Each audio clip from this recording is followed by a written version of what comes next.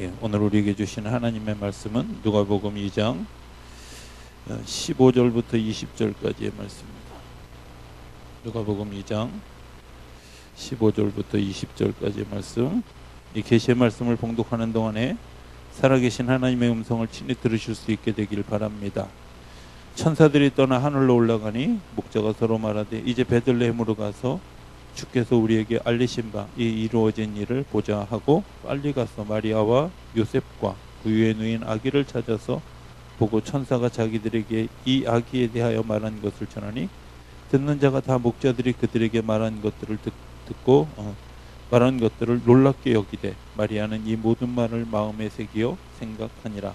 목자들은 자기들에게 이르는 바와 같이 듣고 본 그 모든 것으로 인하여 하나님께 영광을 돌리고 찬송하며 돌아가니라.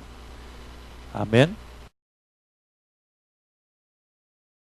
이 순서의 의미를 제가 이렇게 좀 한번 묵상을 해봤어요. 앉아서. 첫 번째 순서가 뭐였죠? 예? 그 맑고 환한 밤중에 천사들 내려와 하는 거였죠. 그죠? 두 번째 뭐였죠? 뭐 그냥 뭐 웃고 절기느냐고, 그죠? 말씀이 현실이 되는 이야기죠. 그래서 어린아이 때부터 아이들에게 말씀을 가르치고 그것이 정말 귀하고 귀하다 이런 고백들이 두 번째 순서였어요. 세 번째는 뭔지 몰라, 그죠? 하도 정겹게를 지나가서. 세 번째 뭐였죠? 청년부였는데 세수를 부어주십시오. 새 부대 성령의 역사에 대한 그런 기대를 그들이 찬송하고, 그 다음에 네 번째가 우리 송무기가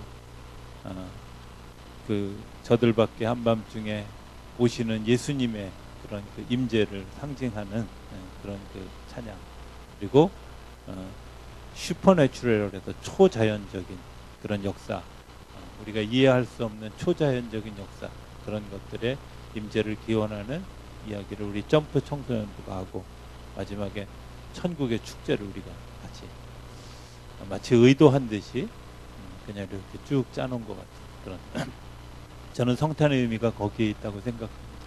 성탄은 처음에는 그저 그냥 아무것도 모르는 것 같지만 그냥 우리가 말로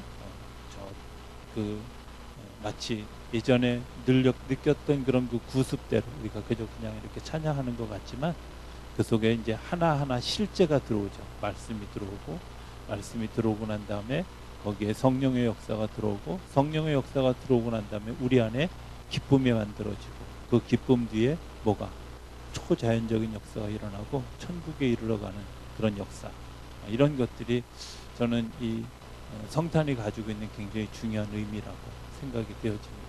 그저 그냥 단순간에 어제 했던 것 중에 잘하는 거 이렇게 뽑아서 한 것 같지만 사실은 그 속에도 굉장히 중요한 의미들이 있다. 이런 생각.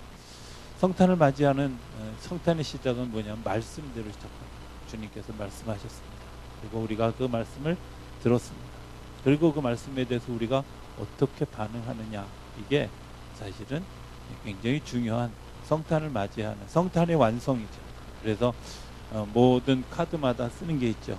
누가복음 2장 14절에 하늘엔 영광 땅엔 평화, 이 말은 하나님이 말씀하시고 우리 안에 뭐가 평화가 임해져서 찬양하고 또 축제를 벌이고 하는, 저는 그 말을 바꾸면 이렇게 생각합니다. 주님께서 말씀하신 대로, 그리고 주님께서 우리가 주님께 말한 내 귀에 들린 대로, 그것이죠. 그죠?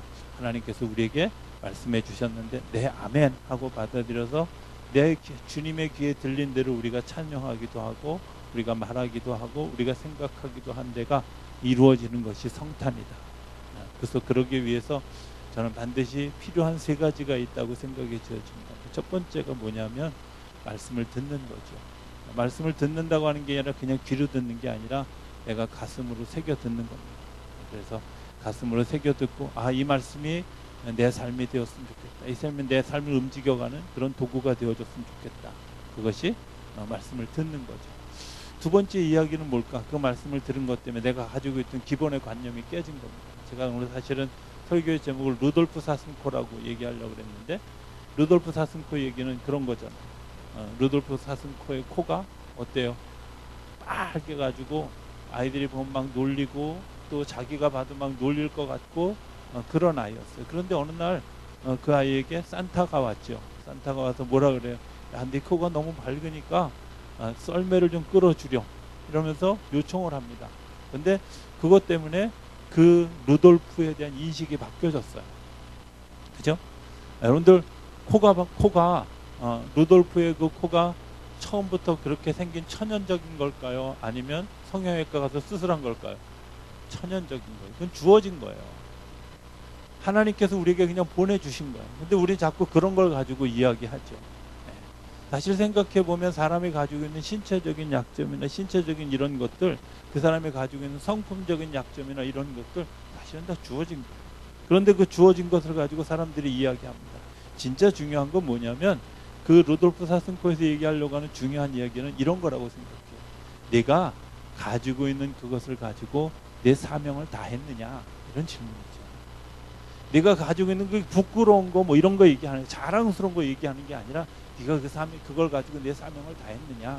사명대로 쓰여지면 그것이 정말 우러름의 대상이 되고 부러움의 대상이 되고 찬사의 대상.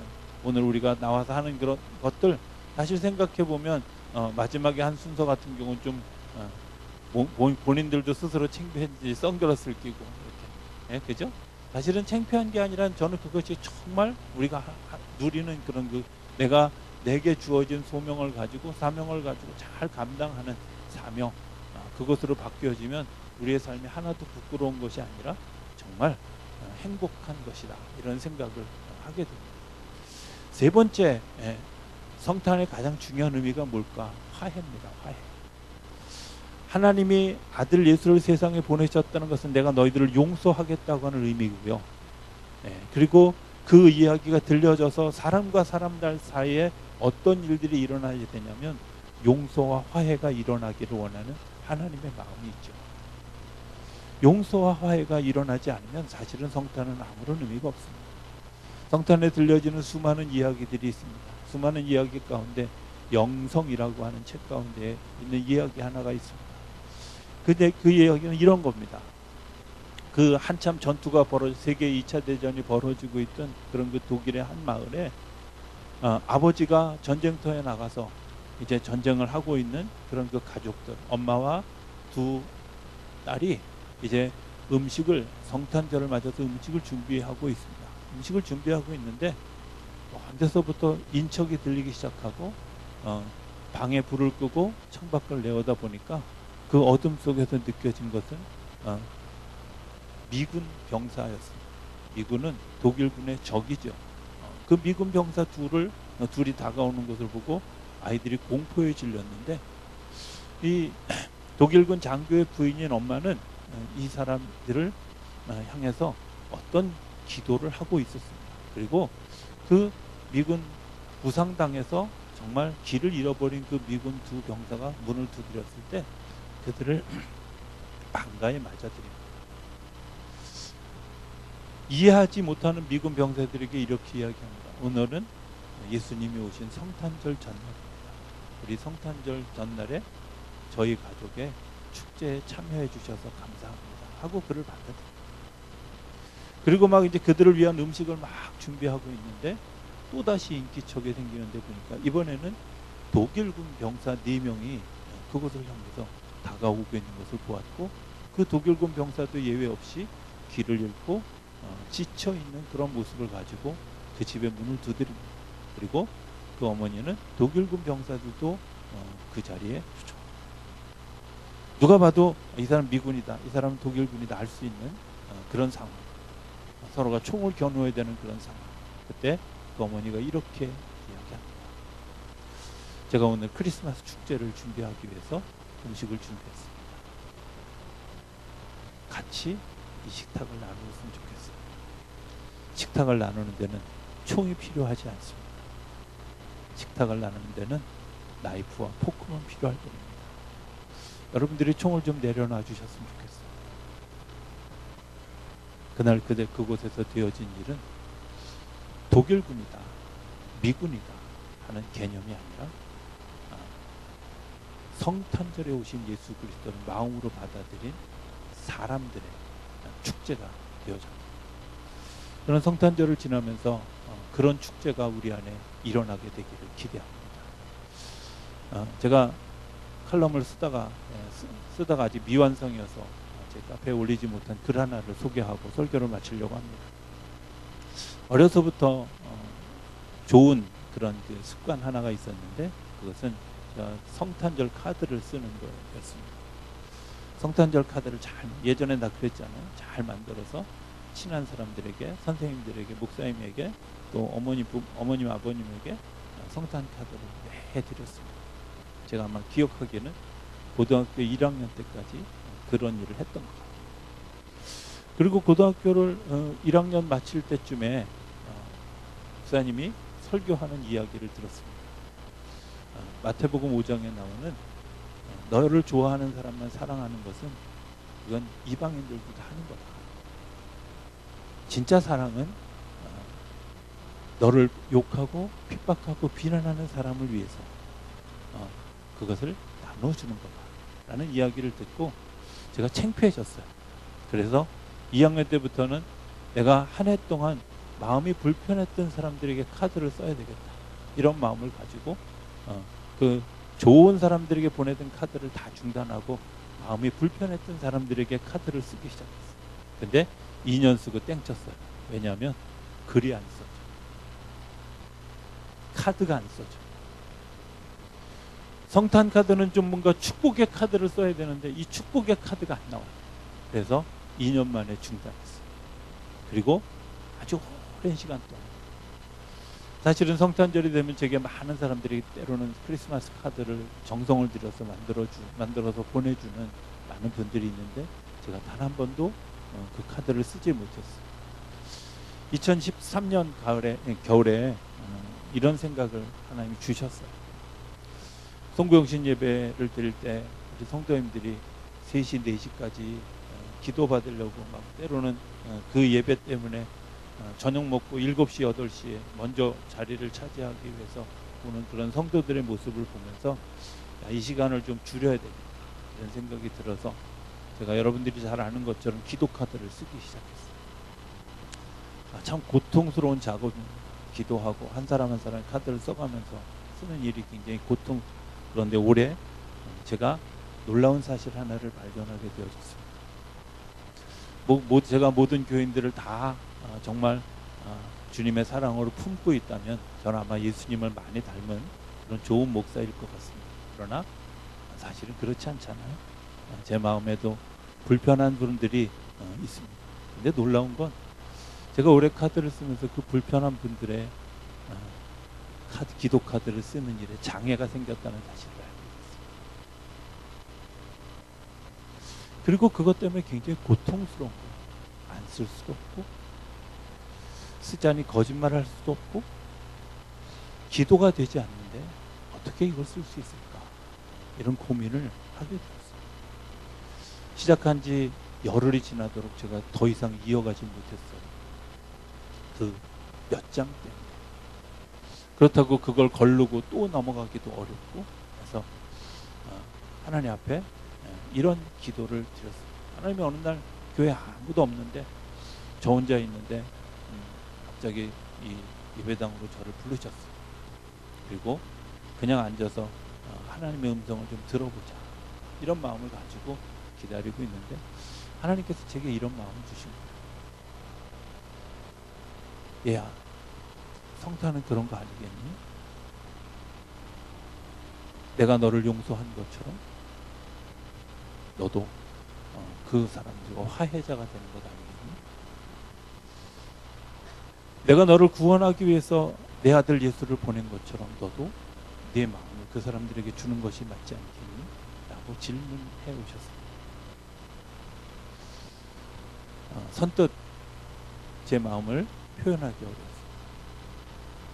중단됐던 카드를 다시 쓰는 데까지 열흘이 넘게 걸렸습니다. 그리고 하나님이 다시금 그들을 향한 축복의 기도의 마음들을 열어주셨습니다. 저는 여기에 성탄의 중요한 의미가 있다고 생각합니다. 우리 마음이 불편한 가운데 한 해를 지나가고 하나님의 역사들이 지나갑니까? 저는 그것은 성탄에 오신 예수님, 그 예수님을 받아들이는 그런 우리의 마음이 아니라 어쩌면 그것을 방해하는 사단의 마음이라고 생각이 되어집니다. 저는 우리 10년 가운데 그러한 마음, 주님께서 나를 위해서 예수 그리스도가 이 땅에 오신 것처럼 나도 예수 그리스도의 그 마음을 가지고 내 이웃의 손을 잡고, 나를 불편하게 하는 사람의 손을 잡고, 원수 잡았던 사람들의 손을 잡고 그들과 같이 화해하는 일들이 일어나는 것, 그것이 성탄이 주는 세 번째 마지막 의미라고 생각이 되어집니다. 여러분들에게 기쁜 성탄입니까?